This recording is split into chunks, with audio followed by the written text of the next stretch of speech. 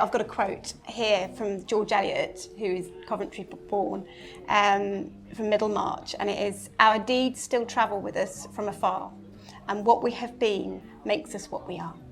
I'm Katrina Adams, and I'm a multidisciplinary artist. So the theme was Amazing Women, and the title of this is Deeds Not Words. It basically celebrates the women of Coventry's past, present and future. As an abstract artist, I looked at the positions and the figures of women through history and the positions that they held physically while they were working, whether that be munitions workers or suffragettes or politicians, protesters, miners' wives, sewing industry, and I looked at their physique and how they worked, and I abstracted shapes from those and the angles in which they stand. I did a lot of research. I kind of become a walking Wikipedia around the subject matter, and I found it so fascinating. And anything, I tend to make like sketches along the way of doing the research, and then I produce paper stencils and I make prints, so screen printing, and I layer them, and I've got actually a picture of one here. It's got tea stained on it. So this was one of the prints that I did. So this is one of the Deeds Not Words photocopy, and then I layer it, and then I basically, when I had produced that, I thought, well, let's have a look at how to make those elements a bit more 3D so we can have it in installation and it's hanging. I think suspended stuff, there's something playful about it, and it adds a lot more curiosity, I think. So I had a lot of offcuts of polystyrene, but then because it was a bit of a job where I had to cut bits and attach them and glue them, and then things got damaged as polystyrene does. Basically I thought, well, I've got all these marks on it, so how am I going to get rid of them? So I kinzuki-dik, which is the Japanese art of pottery. When something breaks, they reattach it and rebuild it with a gold lacquer and gold leaf. And I think that that is a really nice metaphor for the stage I'm at in my life. I've gone through quite a lot of stuff recently in the last couple of years, but I feel more beautiful for it because I've got that story and I'm feeling better for it. And those pieces, you know, the gold really makes them emphasise, really comes out beautifully.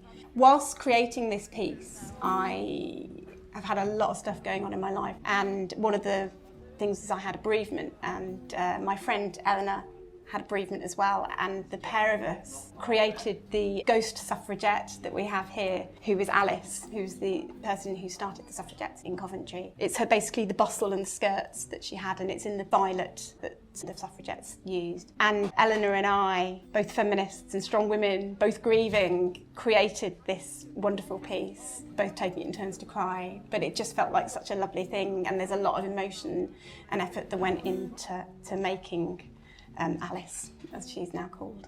She's made problems for people, she's got in the way a lot, and she's made herself known, which I think is really appropriate for a suffragette. One of the nice stories was that one of the cottage industries, the women who would work from home because of childcare, there were lots of ribbon makers and weavers in Coventry, and when, I think it's in the early 1900s, and the laws changed for importing ribbon and fabrics, and the upper classes, the women who used to wear the lovely frocks, wanted to support the cottage industry, and the women who were the ones who worked from home, the ones perhaps on the poverty line, and by doing that they organised a big ball and they sold tickets, and the idea of the ball was that any of the women that came had to have their dresses and their ribbons made by the women of Coventry who were in those cottage industries to support it. And you can see there's a couple of boobs in the windows, a nod to Lady Godiva,